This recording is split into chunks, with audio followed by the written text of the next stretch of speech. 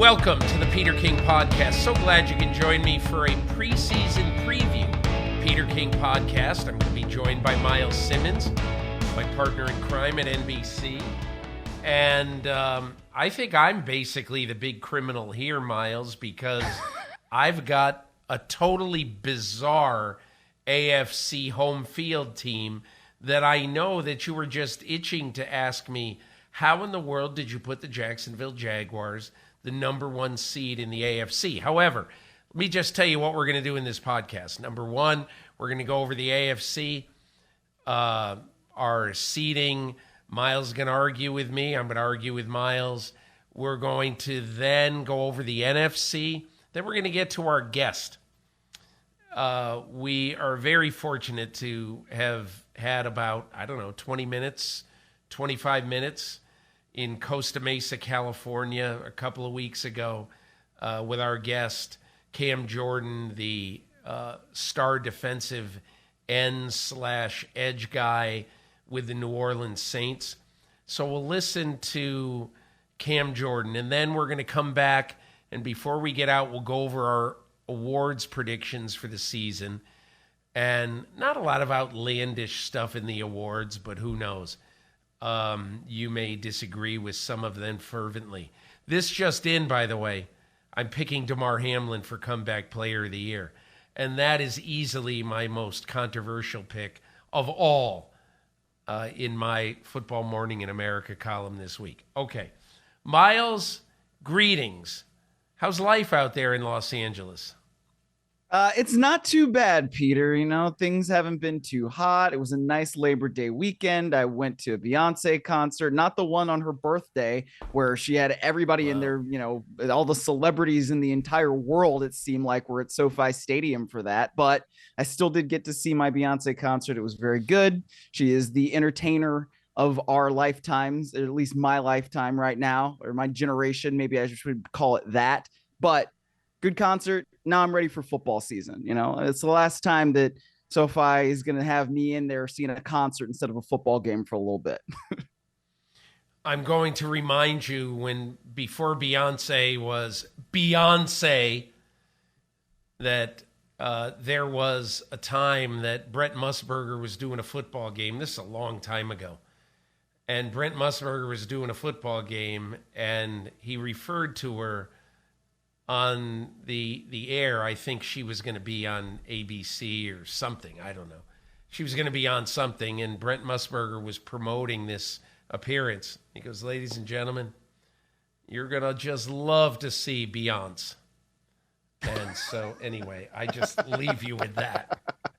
My buddy Brent, and believe me, if I had to do the promo that day, I'm sure I would have said Beyonce as well. But anyway, be that as it may. Okay, so let's start with the AFC. And Myles, look, I'll lay it all out there.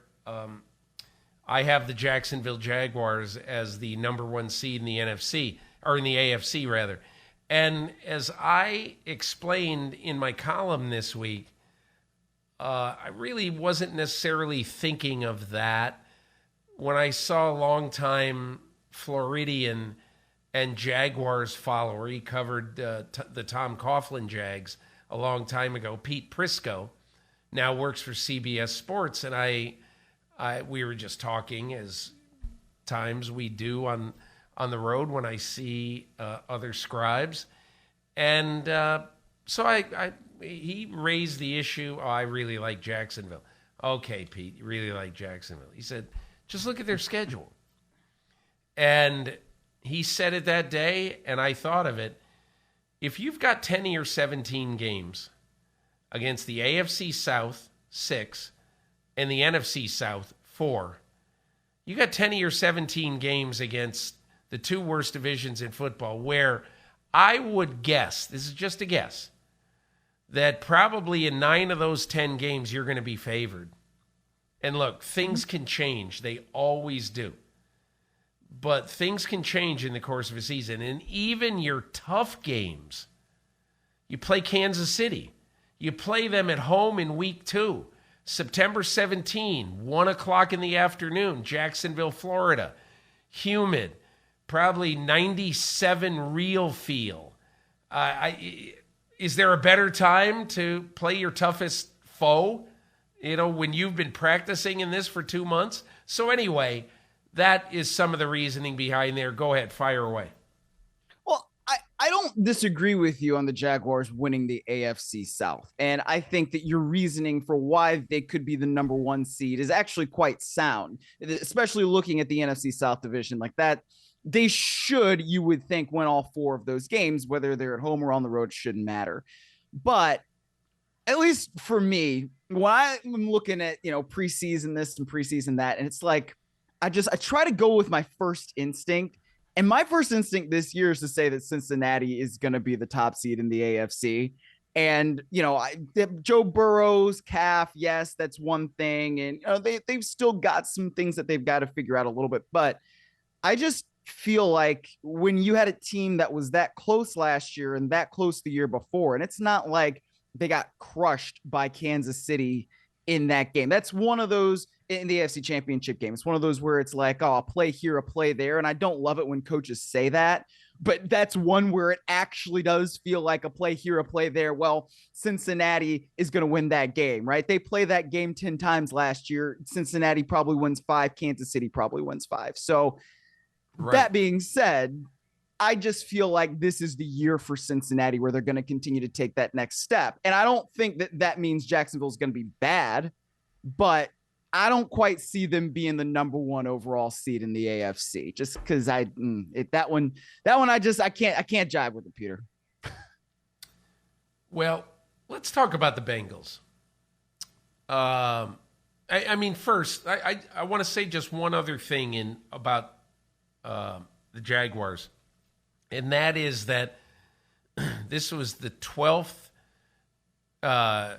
rated team in scoring defense. In other words, they allowed the 12th fewest points in the league, and that's a little better than I thought. Okay, so that's one thing, and I think the other thing is the Doug Peterson Trevor Lawrence marriage, and that is really in full honeymoon mode.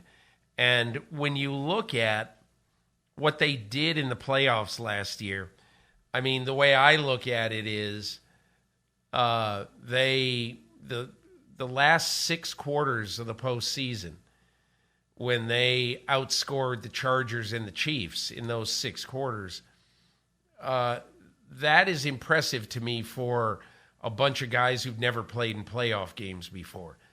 And their game against Kansas City in the divisional round, and not just because Patrick Mahomes was injured in it, but their game was surprisingly competitive, and I just walked away from last year impressed with the Jags. Now, let's talk about the Bengals a little bit. I'm really interested in the Bengals. I'm curious right now because, hey, Myles, tell me on Sunday, when Joe Burrow, who, by the way, is 1-4 against the Cleveland Browns. Not that he's played poorly necessarily, but their defense collapsed in a couple of those games. However, 1-4 is 1-4.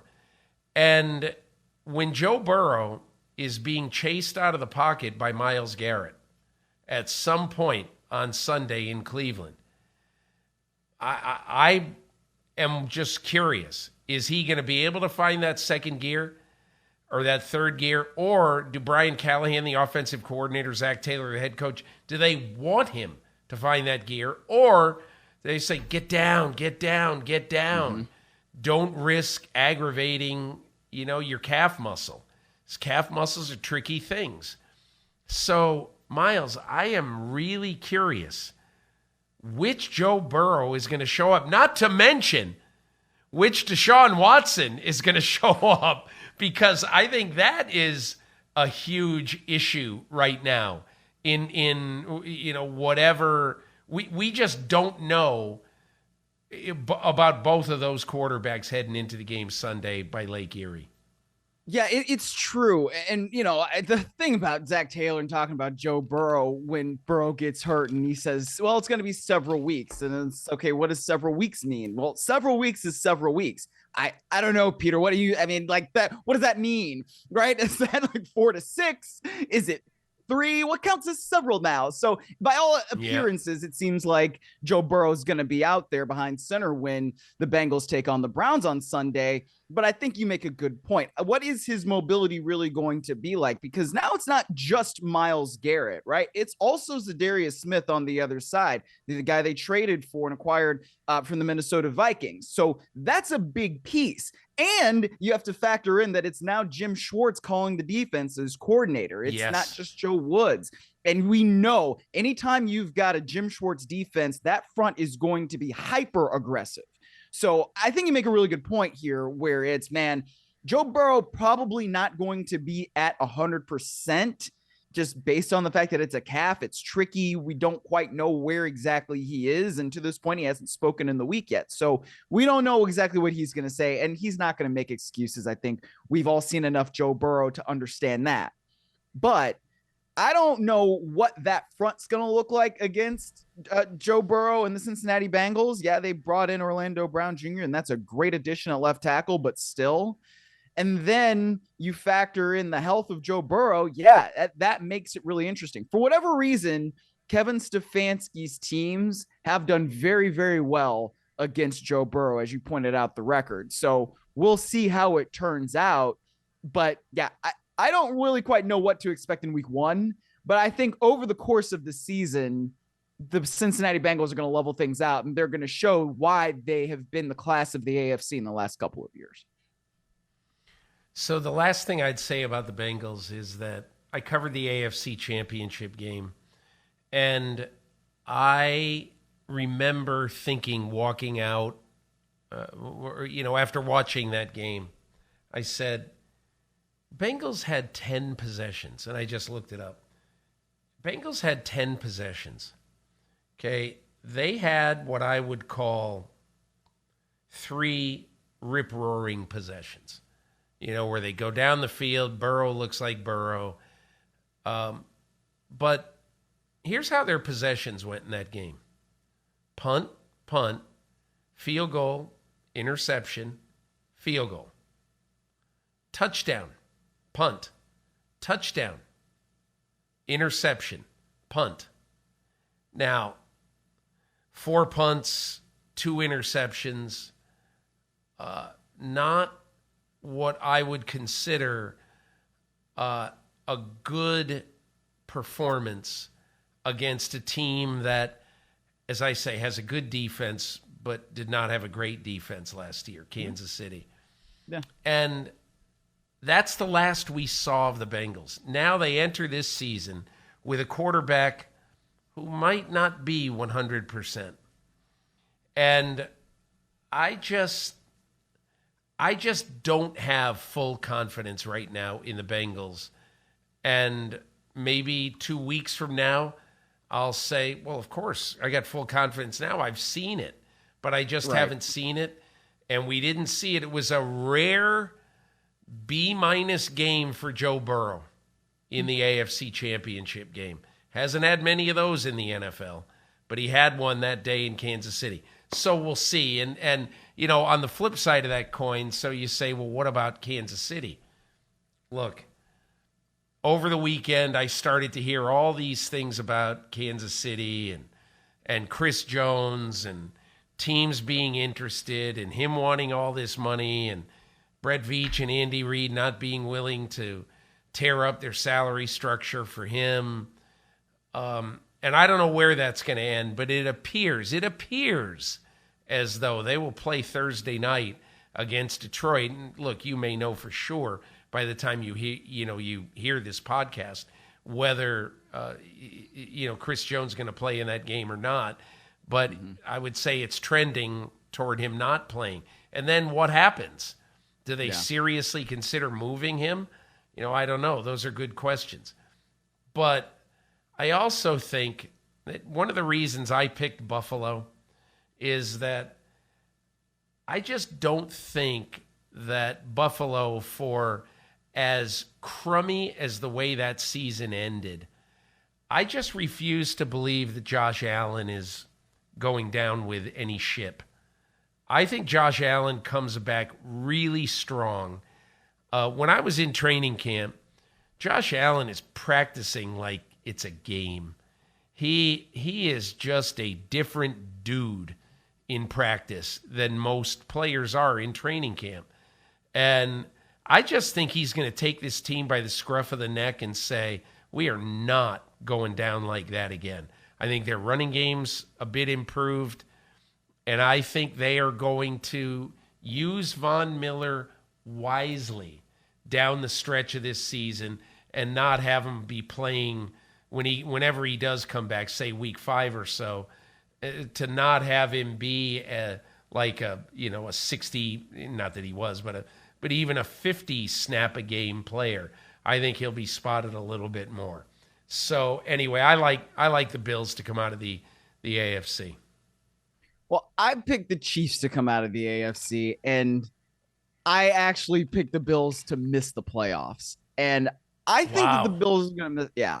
And I've been thinking about this for a while. And obviously, I didn't go on the camp tour on every single stop, so I didn't get to see them practice. But there's just this element of weirdness that I sense from afar that's maybe a little bit unfair. But when you have Leslie Frazier depart the organization the way he did, when you have whatever happened with Stephon Diggs at minicamp, and we will maybe never know exactly what the issue was. But when you have your head coach saying he's very concerned about the player and basically implying that the player wasn't there and the player was there, but then he got told to leave, or maybe he just left, or whatever it was, there's just, I don't know, this sense of je ne sais quoi that is just kind of bothering me with the Buffalo Bills. And I think with how competitive the AFC is going to be, I think the Jets are going to win that division. And I think the Dolphins are going to come out of there as well. I have them as my 5 seed. But and that is obviously contingent on Tua Tagovailoa staying healthy. But, we're just picking things here, right? But the way things are going with Buffalo, the way things went with Josh Allen last year without Brian Daboll, where the turnovers were just problematic. And it wasn't just the interceptions. He was fumbling the ball too. Sometimes those things just don't go away.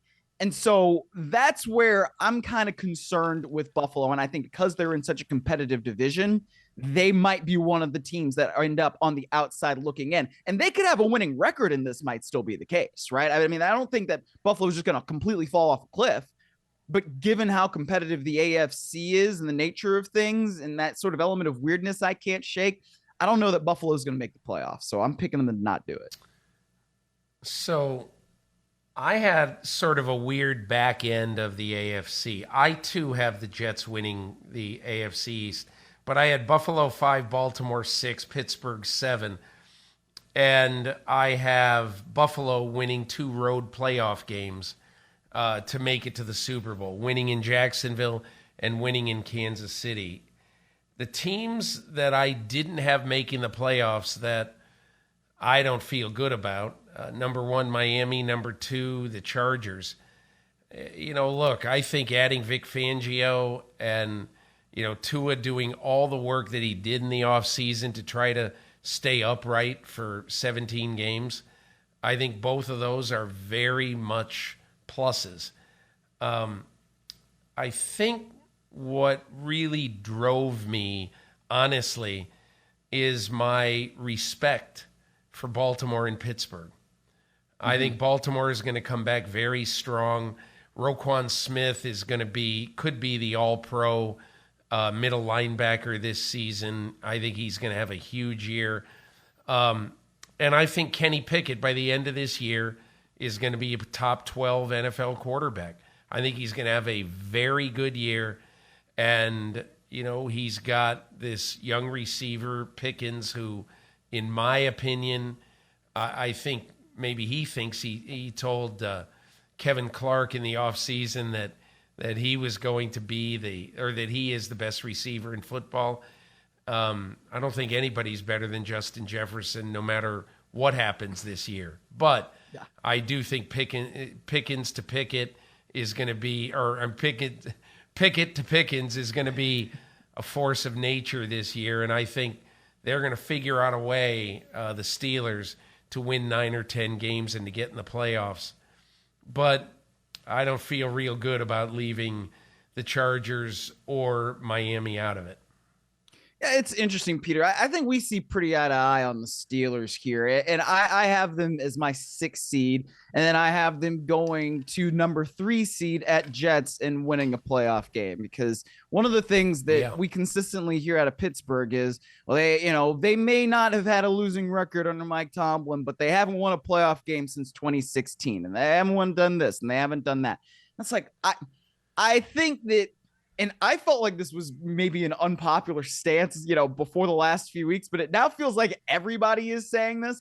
Pittsburgh's going to be good this year. And now they're not really a sleeper team because I think everybody is awake, when it comes to Pittsburgh. But yeah, I think you're onto something with the Pickett to Pickens. They also have really good other receiver, Deontay Johnson, Pat Freiermuth, I think is going to be one of those guys we start throwing into the conversation for top tight ends in the league. Najee Harris in the backfield. I mean, they've got good skill position players, so I can definitely see them. young skill position players.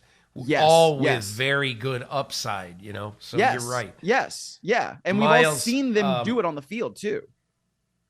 So, Myles, I've got Buffalo coming out of the AFC. You've got Kansas City.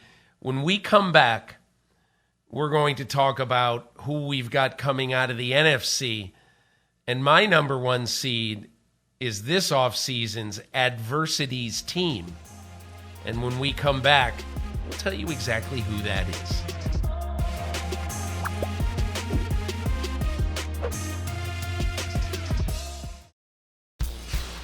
Back on the Peter King podcast with Myles Simmons.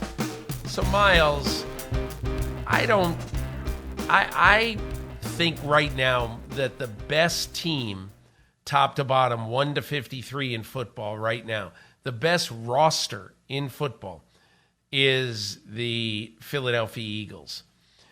But I picked the San Francisco 49ers to be the top seed, with Philly number 2 in the pecking order. And the reason I did that is that I think the 49ers are really so used to the maelstrom around them.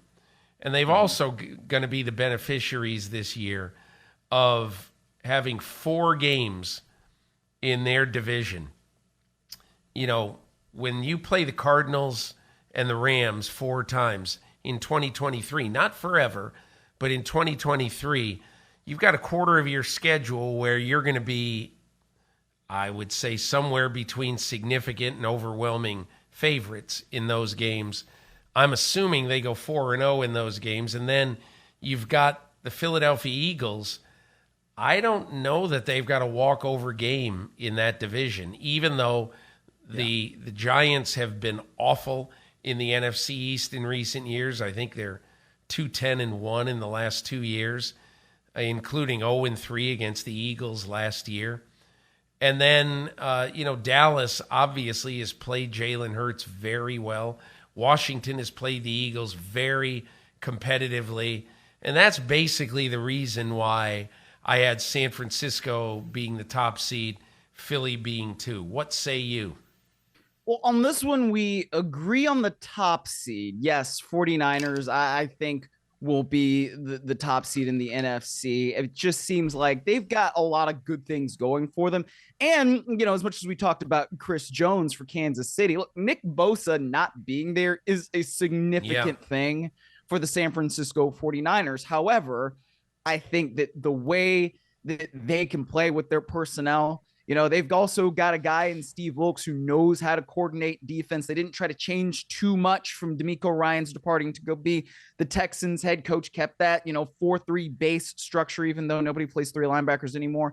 They understand what they need to do to be successful. So with that, plus Kyle Shanahan on offense and the weapons that Brock Purdy's got around him, when you've got Christian McCaffrey and Deebo Samuel and George Kittle, who's dealing with a little something, but Brandon Ayuk, who by all accounts has had a really, really good camp. And you can't forget about Trent Williams being your left tackle.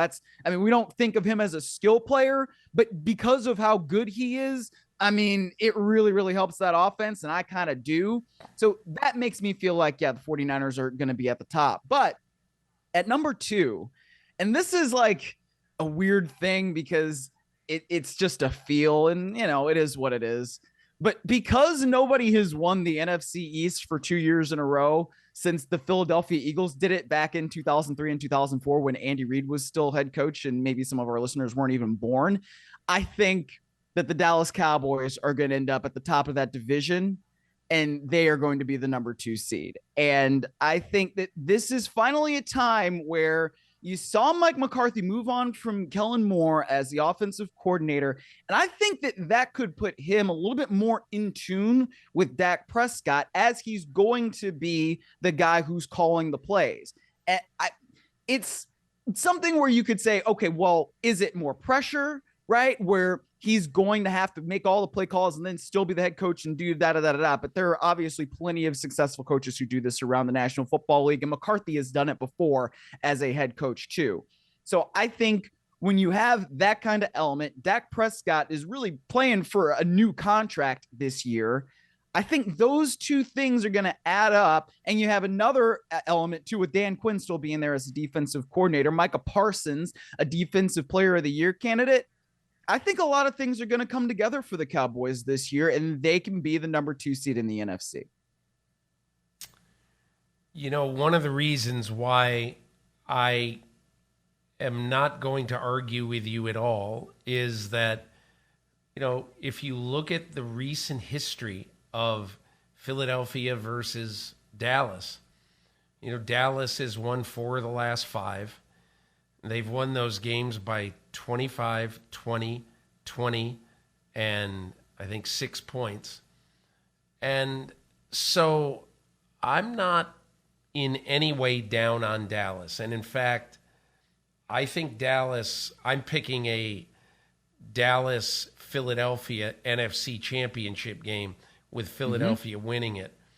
But one of the things about the NFC that I think is so intriguing is that we're all sort of overlooking everything about the NFC Central, or NFC North rather, and NFC South. And I get overlooking the NFC South, okay? Because, look, I'm picking Atlanta to win that division. You can pick whoever. Who do you have? I have New Orleans. You know, our conversation with Dennis Allen probably threw me in there because he's got Derek Carr. He's got the most experienced quarterback. Yeah. So it's kind of funny. I got a text on Monday after my column came out from an executive with a different NFC South team than the one I picked, Atlanta. And he goes, I got no problem with any of your picks, but picking Atlanta over us is one of the most insane things I've ever seen. And I said to him, well, join the club. There's about 47 other people who've texted me today saying that something else is insane. So you're right on course there. But I think one of the things that we have just determined is, okay, NFC South, NFC North, not going to be factors. Look, there are those who think that the Vikings might be okay. I'm not one of them. I think the Detroit Lions are going to win that division. I don't think it's particularly important unless they lose 41-3 on Thursday. I don't think they have to go to Kansas City and win. I think they have to go to Kansas City and play well, period. Yeah. But I think that Detroit has a chance to be one of those teams that gains momentum and is a tough out by the end of the year. But I think 1, 2, and 5 in some form. San Francisco, Philadelphia, Dallas, whatever. Philadelphia, San Francisco, Dallas, however you do it. I think there's 3 teams in the NFC that are really dangerous. Those are my 3. What say you? Yes, I completely agree with you on that. I mean, because for me, it's 1 San Francisco, 2 Dallas, and then 5 Philadelphia. And you mentioned that you've got the Cowboys Eagles as your NFC championship game. Well, so do I, but I have the Cowboys coming out of it and going to the Super Bowl in Las Vegas as opposed to the Eagles. But I think that you're on the right track. How about the Dallas Cowboys in the Super Bowl in Las Vegas, Nevada? I know. I mean, will that be insane? It would be incredible. I hope that my prediction happens. If it's Chiefs Cowboys in Vegas, can you imagine? I would love that. I think that would be a fantastic Super Bowl. Yeah. I mean, look, there's a lot of teams from the AFC that would make it a fun Super Bowl. I got one other question about the NFC, and that is, I think it was really, really hard to try to figure out, okay, if we all agree that the first seed, the second seed, and the fifth seed in some order are San Francisco, Dallas, Philadelphia. So here's now my question. Who in the world do you have 6 and 7 in the NFC? I have the Vikings and the Seahawks.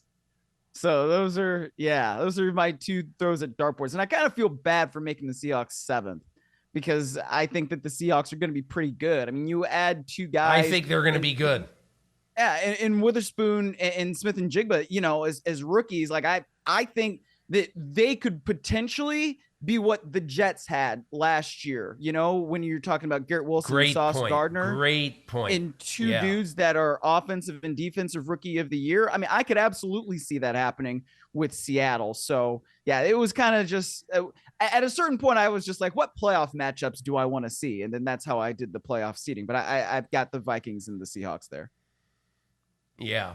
I have Seattle 6. Listen, I'm not saying I'm totally all in on the Seahawks. I worry about their run defense, but I'm mostly all in on the Seahawks because I think their offense is going to be better. Geno Smith, if you listen to him on our podcast last week, and he tells you, hey, listen, I'm leaner. I'm going to run it a little bit more this year. I'm going to be a little bit more mobile. I think that is a really smart thing by him and adding Jackson Smith and Jigba. I like them as a 6 seed. I will not be shocked if they shock the world and win a playoff game or two. My 7 seed, as I said, it's a dart throw. I picked Green Bay. I think Green Bay's defense by the end of this year is going to be a top 4 or 5 defense in the league. They're going to bail out a young quarterback who, if he plays B- football with a very good defense, I could definitely see them winning 9 or 10 games and sneaking into the 7 seed. And look, I understand everybody who likes the Vikings. I've heard from probably 15 of you by email or reaction on social media.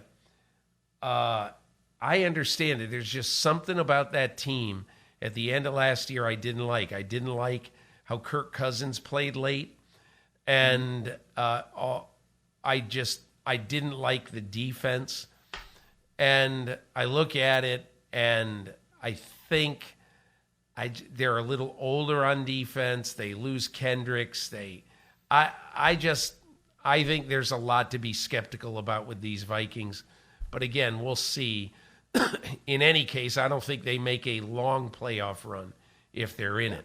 So, Myles, you've got the Cowboys going out of the NFC. I have Philadelphia. I have a Philadelphia-Buffalo Super Bowl. You have a Dallas-Kansas City Super Bowl. I'll tell you what.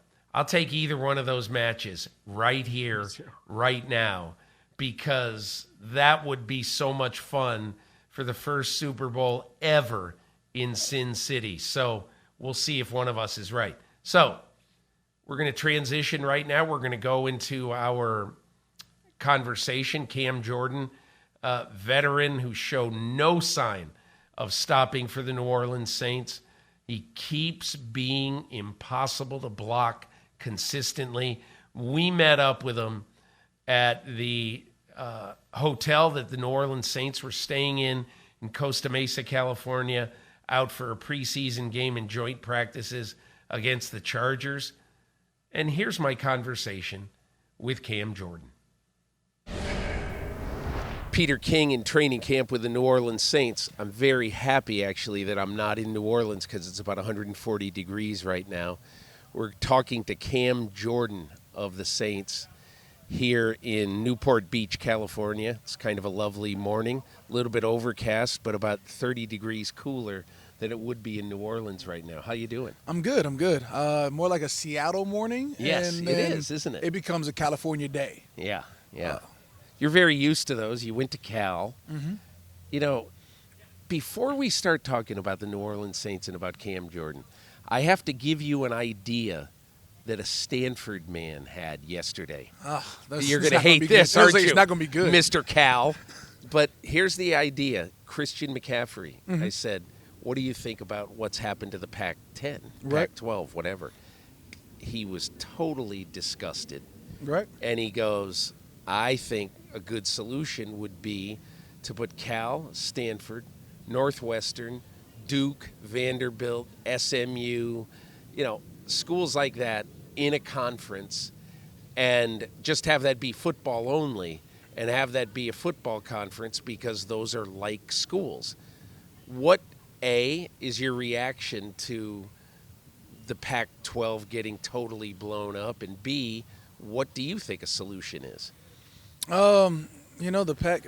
Luckily, I left before it even became the Pac-12. It was Pac-10, so I never really recognized Utah or Colorado being a part of our situation. Yeah. And they left anyways, along with six other schools. Yeah. So you figure this Final Four.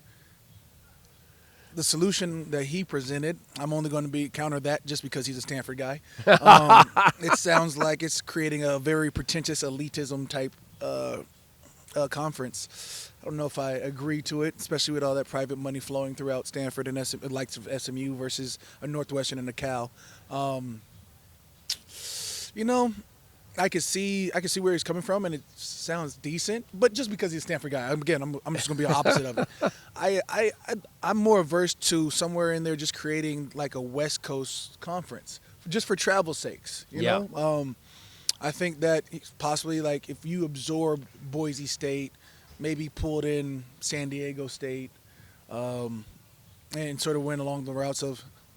Fresno State, like just start amassing everybody on the West Coast and make it sort of just, an easy travel situation for those kids that love being on the West Coast, want to stay in the West Coast and play, and let their parents travel too. But like I said, I'm thinking of the people.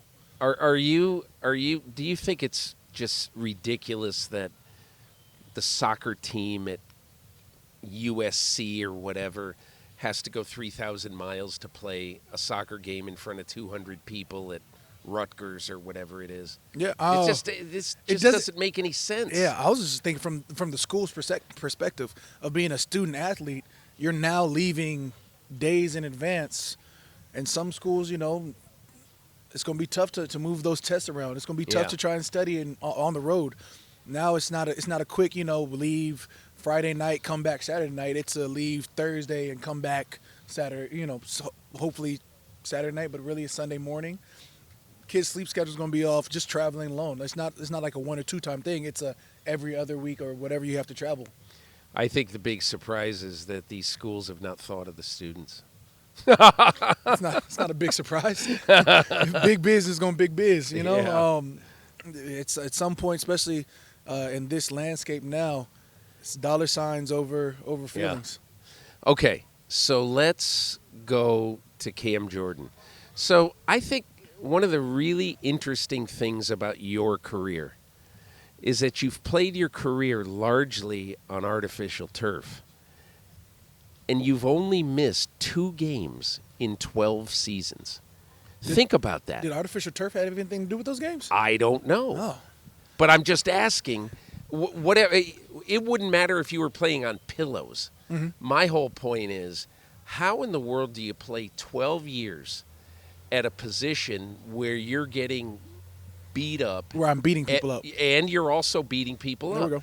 But you have played, I think now, 203 games total, including playoffs, and you've only missed 2. Right? How does that happen? I'm upset about the missing 2 part. One was from COVID, and I felt fine the entire week. Had like a negative test like twice within that week. I just couldn't give them back to back. And then like 2 weeks later, they're like, "Hey, if you got COVID, you can go play now." And I was like, "Wait, I was just outside of it." And then last year, I broke a orbital bone. Had an orbital bone fracture in the left eye. Did it at the Pittsburgh game. Played another half on it. So like, it's not that serious. Maybe it is. We'll talk about it later on in life. Yeah. But missed that game. Got held out that game, and I was like, no, I can play. Just is what it is. I've been lucky. I've been blessed. A lot of great things have gone my way. Being drafted to the New Orleans Saints, I try and tell people I get 9 games guaranteed of perfect conditions. The artificial turf, great. It's going to be 70 degrees inside the dome. The lights are always going to be bright. You don't have to worry about wind. I keep saying dumb elements, but dumb elements like the game we played in Cleveland when it's negative 20-something. It was the dumbest game I've ever played in my life. Midwest people always talk about like real football when the snow comes. That's because they have to. They have to say something to bolster their confidence. I was born in Eden Prairie, Minnesota. I left when I was 4. Went back when I was like 10 or 11. I thought you were born in Chandler, Arizona. No, I'm from Chandler. Okay, all right. Pops played for the Vikings for 13 years, and so all the kids Steve are born. Jordan, the former tight end. 6-time Pro Bowl. Okay, was Steve Jordan as durable as you? Did he miss games? I don't know. I'd say he missed a few. Yeah. He missed a few. But, just thinking about it, like, we left when I was 4, and right around 10, we were like, we want a white Christmas. Went back for a white Christmas. I was like, hey, if we never have a white Christmas again, we're all okay. Snow is overrated. You had one. One's plenty. Yeah, one is more than enough. It's in the memories, and I was like, wasn't that fun? Yeah. So, I'm in love with New Orleans. I'm in love with Arizona. I'm in love with Florida weather. Yeah. Anything beyond, October, November, December, anything north of, I'm not a fan of. Yeah. Okay. Who would you say have you learned something from about longevity and about continuing to play well into your 30s? I'd say rest in peace to the great Chris Dolman, Minnesota Vikings legend, of course. Guys like him, John Randall. But, I mean, give me something that they either told you or you read that you learned about that person. Chris Dolman, we were in a hallway of a hotel during one of these Super Bowls, probably about 7 years ago, and we were talking about a cross chop and how to incorporate it into a jab step or whatever. And I was like, well, how did you play so long? And the greatest thing was, he was like, it's not about how long you played. It's about focusing and trying to get some aspect of your game better each year. So you don't really see the years. You just say, hey, I'm trying to get better here, trying to get better here. And once you've hit that plateau of, I know I'm getting better, I either completed my form or I'm now slowing down. Are you okay with it, or can you adjust? So let's translate that into, give me an idea for 2023. What do you think you'll be better at this year in your game? Transitioning through the play action passes. Because more times than not, I'm trying to headbutt somebody. Explain that. Explain exactly what you mean by that. Of course, in a play action, you're going to catch a run look from an offensive lineman. Offensive lineman, of course, being some slovenly figure that they deem that has good feet, but it's not really good. It's just some slovenly figure, said the Cal guy. That goes through his motions, and he's trying to sell you this idea that it's going to be a run play. I enjoy it because I look for contact, and I try and tell people, there's a lot of edge rushers in this world. I'm a run defender first, and then I'm a edge rusher, if you will. I'm a complete defensive end, and there's not too many of us left in this league. So I'm looking for the run. I'm looking for contact, and then it's like, oh, there's a pass, and it takes me down by half a step. So just being able to know tendencies, being able to realize formations, you can speed yourself up that much more. Interesting. I didn't know. It seems to me you really have to react quickly. Mm-hmm. So when you are thinking you're playing a run play, do you have to have it in the back of your head? This might be play action? Of course. Yeah. Of course. But that goes along with a little bit of film study, the pre-snap recognitions, and maybe, if you know your guy well enough, you know what he does. I've become more averse to not caring about offensive linemen anymore, just probably as like an entity, not so much as people. I think they're great people. They're like quarterbacks. You're really not going to meet a bad person in terms of offensive linemen. They're really good people, really nice, big people, and they just happen to be big, so they were forced to play this position. Yeah. I also have theories on why you become an offensive lineman. There's no one kid in my life other than probably like Nick Mangold that woke up and was like, I want to get punched in the chest. Like, ooh, I want to be an offensive lineman. Nobody has said that. Okay, so my vendetta on offensive linemen will always continue. Yeah. All right. I really am curious about, and I've asked guys who've rushed against Brady over the years, when you would rush against Tom Brady, did you wake up on Sunday morning saying, I really want to get this guy? No. No? No, you wake up knowing you're going to be frustrated. Because he throws it away so often. I mean, away, his accuracy's up there. I don't know if away is the right answer for that one. But he's so well put together. His game plan has been so phenomenal over his entire career. There's a reason why he's as efficient as he is. Been to 11 Super Bowls, won 7 of them, or whatever that number is. Yeah. It's frustrating because you're like, I could win 99% of these reps, and 80% of them are not going to get even close to him. Yeah. And that 1% you do get close, you're like, I got to make this count. Yeah. Did you ever get him? Yeah, a few times. Yeah. A few times. He was sack number 99 and 100 for me. Wow. Right. Did you tell him? I did. You did? I did. What'd you say? I said, let me get that jersey, but we also beat them 9-0, so I didn't get that jersey. I'm not saying I harbored it, but I may have harbored it. Well, talk about it years from now. You may have harbored it? What does that mean? I mean, you may have borrowed it? No, harbored, like the ill emotions I felt, put I into see. a heart, and I see. All maybe right. maybe it's still there. I don't know. Yeah. We'll talk about it when I'm older and retired and formulate these feelings that have been in the heart. Okay. 115 and a half sacks in your career. Woo. What's your favorite one? The next one? I knew you were going to say that. Yeah. I knew you were going to say that. Oh. But don't you have a sack that you look back on and say, that is the greatest play I ever made? Yeah, somewhere in practice about 6 years ago, I hit Drew Brees, and I was like, I've been meaning to do that. And I had to act like I was sorry. I was like, my bad, Drew. But I meant it. I meant all of it. You wanted it. Absolutely. Quarterbacks live a great life. They get hit on Sundays. Their bodies feel phenomenal Monday through Saturday. And if a quarterback hits the ground 7 times, somebody gets fired. Meanwhile, in one practice, I probably hit somebody 20 times and get hit 30 times. Yeah. So I'm just a little jealous. I want to ask you one kind of serious question. The New York Times wrote a story this offseason, Ken Belson, about how it isn't just the big hits that cause head trauma and then later CTE.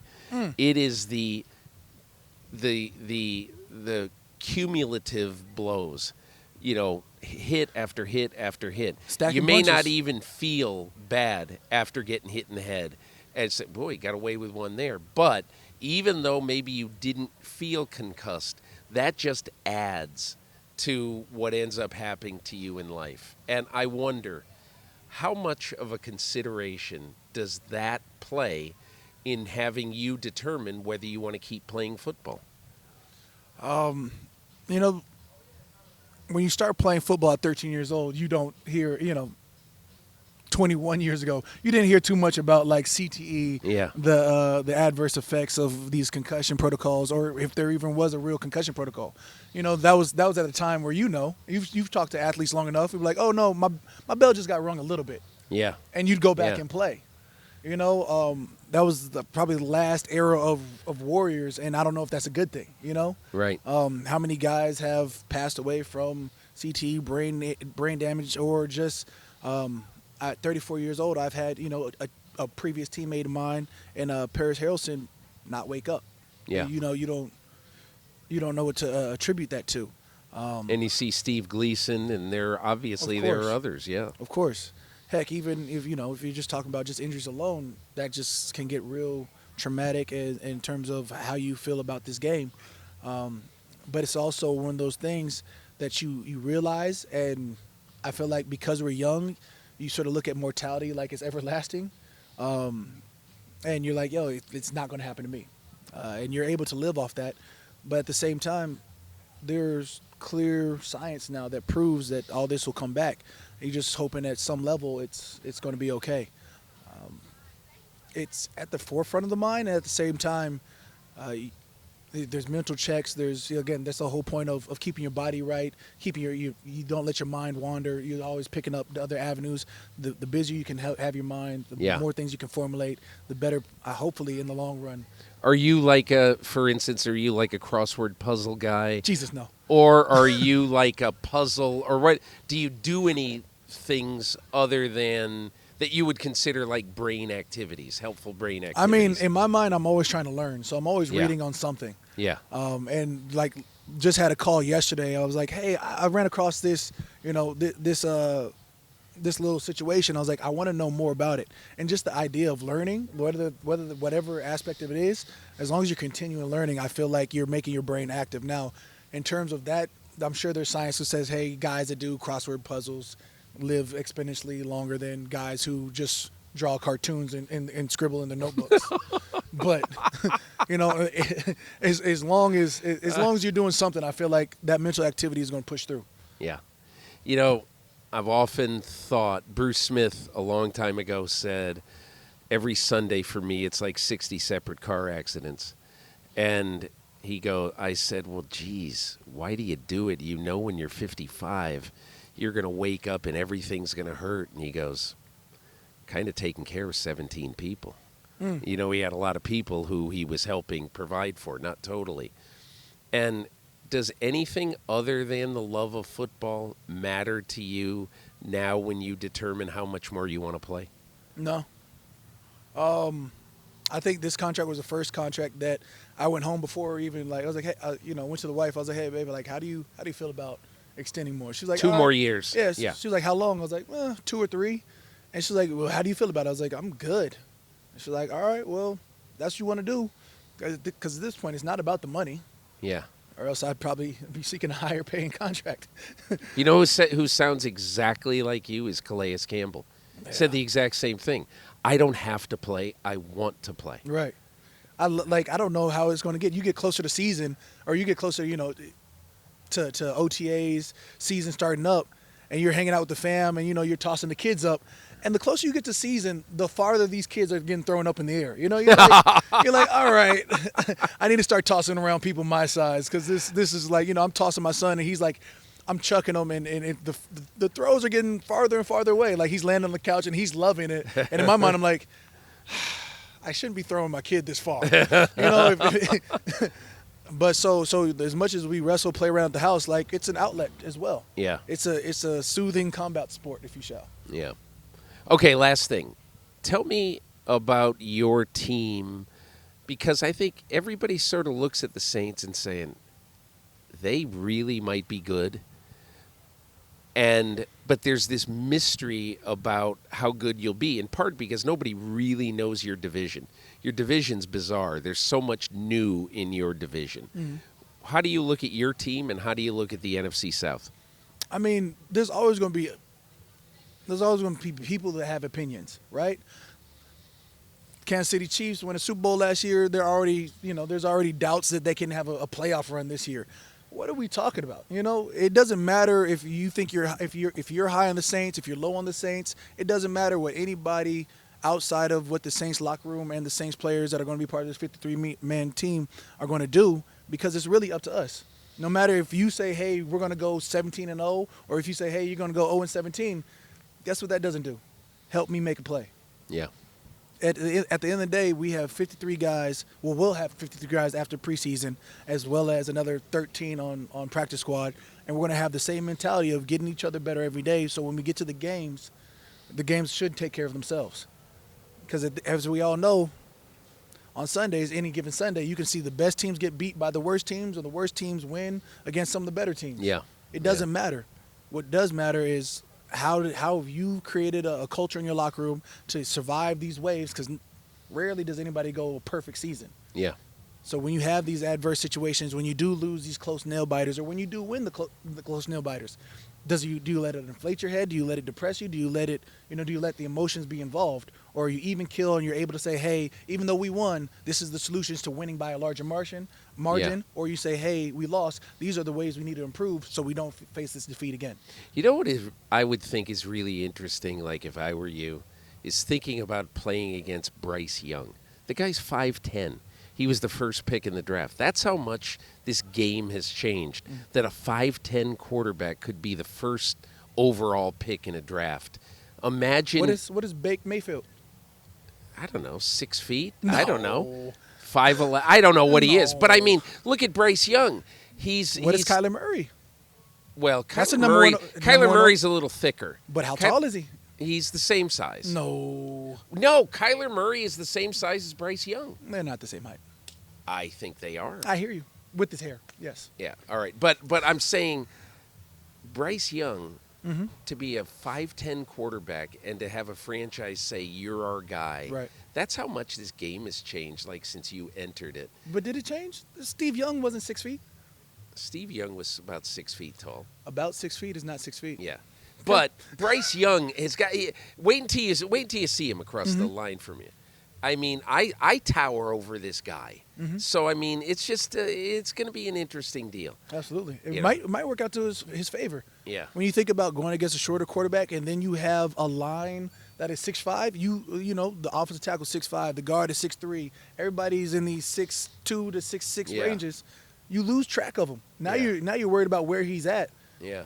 And so you're rushing, one, against where you think he's going to be at, and two, I've lost him now, so now I have to retrace him. As a rusher, it gets frustrating when you're going against smaller guys and you have that change. Yeah. Hey, Cam Jordan, have a fun year. Thanks a lot. Absolutely. Much appreciated. Appreciate it. Yes, sir.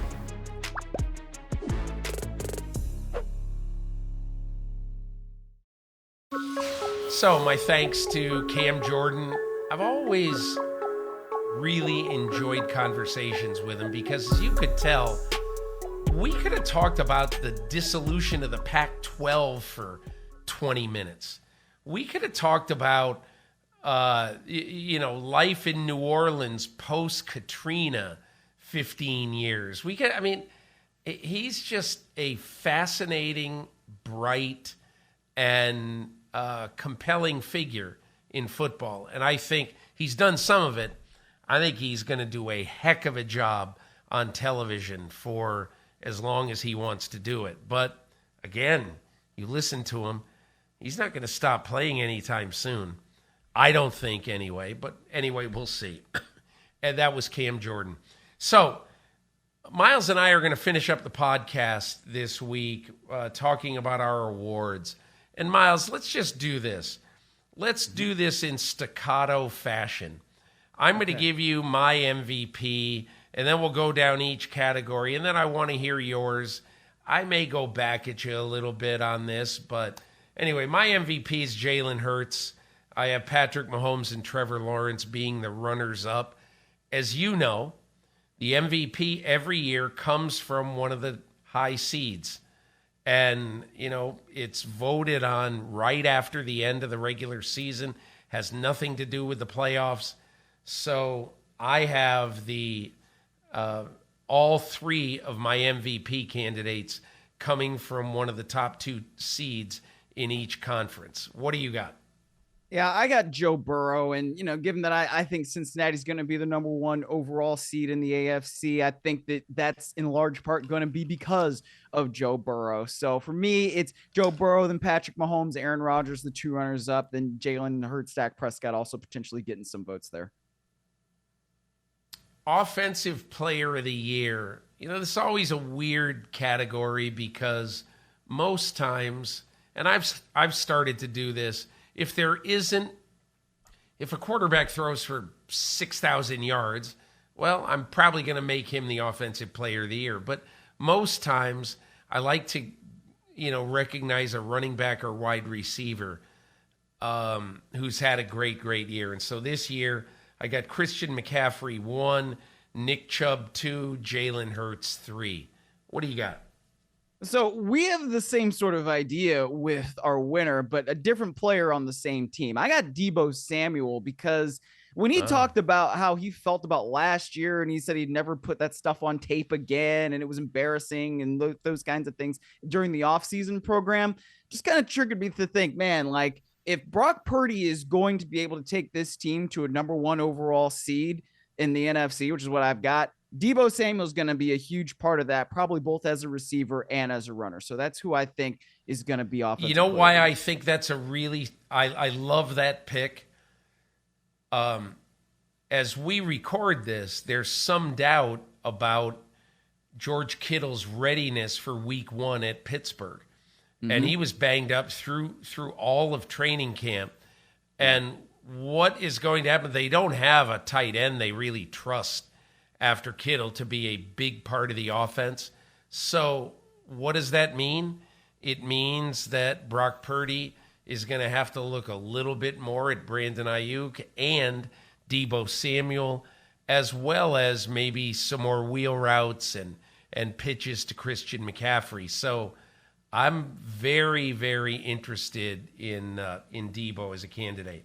My defensive player of the year, I went all edge all the time. Micah Parsons over Myles Garrett and over TJ Watt. And I think I went heavy on the pass rushers because, in my opinion, we're kind of in a golden age of edge rushers, of pass rushers. And I think these three guys are at the peak of their careers, and they're all going to be playing for playoff contenders, I think, down the stretch of this season. Yeah, I actually totally agree with you on Micah Parsons. And because I've got the Cowboys as the number 2 seed, I think he's going to be a big part of that. But my runners up are TJ Watt, because I think he's going to be a huge part of whatever the Steelers do and how successful they're going to be. And then Aiden Hutchinson, because if the Lions are really going to take that next step, and become a real contender, and I've got him as a 3 seed in the NFC, there's going to be somebody on defense who steps up and kind of makes that happen. Yeah. And so I think Hutchinson going into his second year, heard a lot of good things about him. I actually love this. I think he could be that. Yeah. Yeah, I love that. He had a really good, impactful rookie year, and I think he comes back even better in 2023. My offensive rookie, I think the guy who's going to have the most chances as a first-year player to make big plays is Jahmyr Gibbs, the running back from Detroit, 12th overall pick. But I've been preaching the gospel of Zay Flowers, the 22nd overall pick from Baltimore.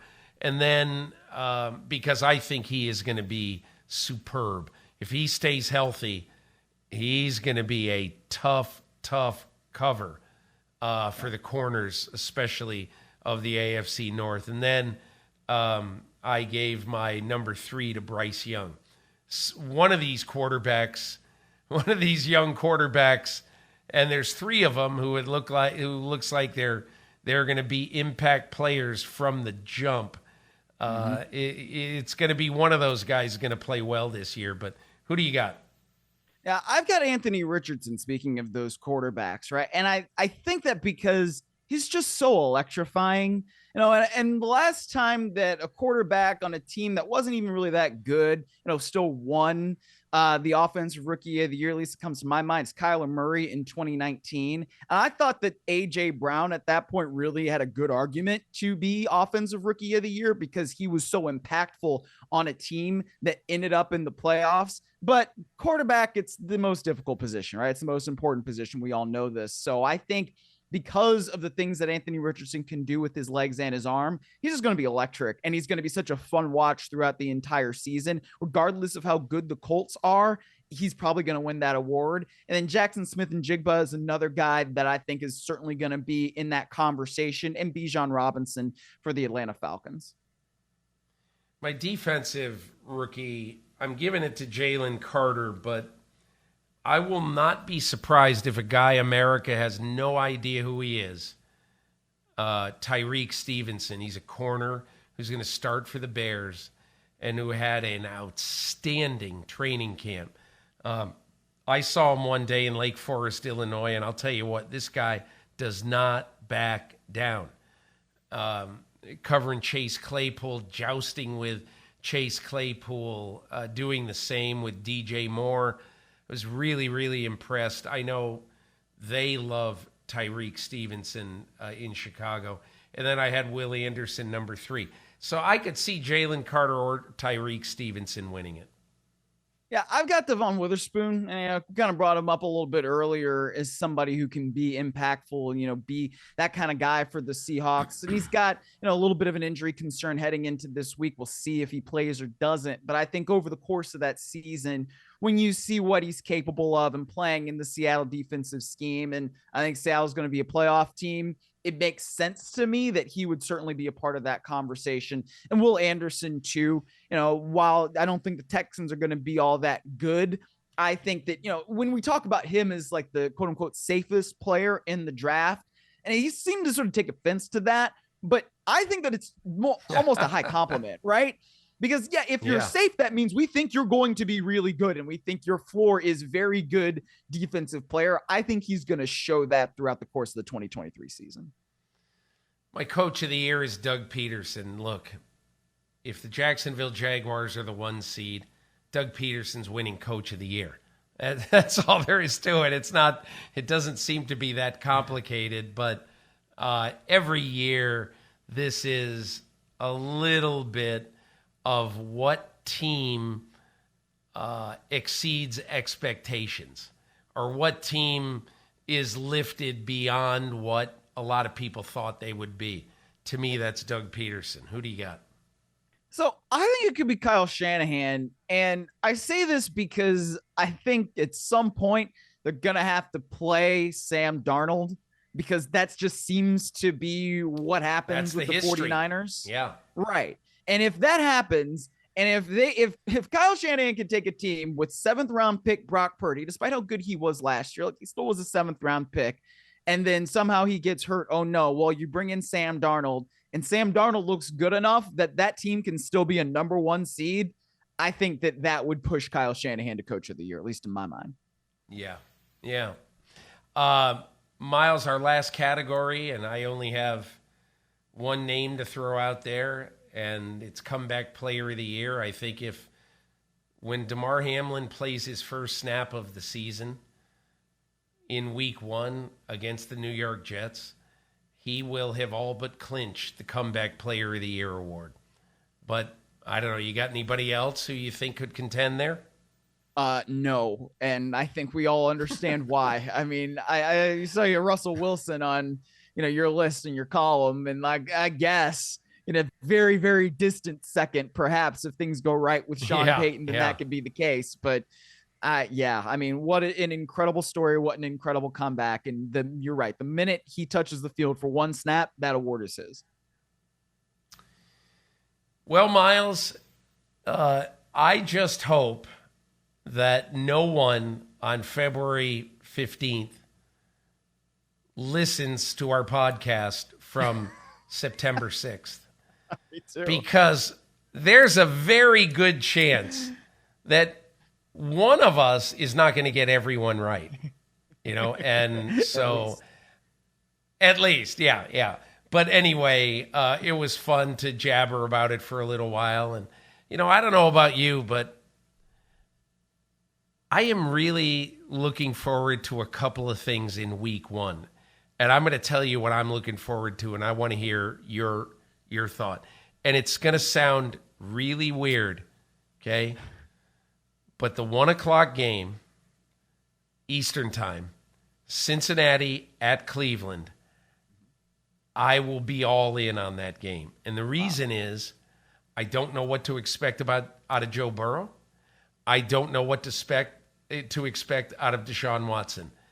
And it's going to be must-see TV. That's my one game. And then the second game, I just am really fascinated with Aaron Rodgers, and not only how he's going to play Monday night, but the reception, the Meadowlands on Monday night, the Jets, Jets, whatever happens in the game. And look, the Jets beat Buffalo last year at the Meadowlands with Zach Wilson. So it's going to be a good game. But those are the two things I'm really looking forward to. Give me your thing or two that you're fired up about in week 1. Well, I certainly will also be locked in on Cleveland and Cincinnati in that 1:00 Eastern window. But the second window, I'm really fired up about Miami and Chargers. Because that game was really intriguing last year when Miami came out here and they played on Sunday night in SoFi Stadium. And the Chargers seemed to just figure some things out about Miami's offense. right? And for whatever reason, Miami really kind of struggled through that game. And it was the second week in a row that they had struggled offensively because they were playing the San Francisco 49ers the week before. So I'm interested to see what kind of adjustments Mike McDaniel has made over the course of the offseason. And then also, I'm interested in the debut of the Kellen Moore offense with the Los Angeles Chargers. And will Justin Herbert throw the ball down the field? I mean, now he's not only got Keenan Allen and Williams, he's also got Quentin Johnston there. So those are three significant targets, and I want to see Justin Herbert throw that ball down the field. I've said this in many quarters in the last couple of weeks. Not that it's outlandish because he was close to Mahomes last year, but I think the best stat line by any quarterback in the NFL this year is going to be put up by Justin Herbert. I think he's going to throw for 5,000 yards, 35 or more touchdowns. I think he is going to have an absolutely terrific year. Myles, we're going to have fun talking football this year every week. I really appreciate you joining me. You up the quality of the pod monumentally every week, and I really appreciate it. I appreciate all the listeners, all the experiencers. Thank you, thank you, thank you. And we'll be back to dissect week 1 in the National Football League next week. But thanks a lot for your business and watching, listening, experiencing the Peter King Podcast.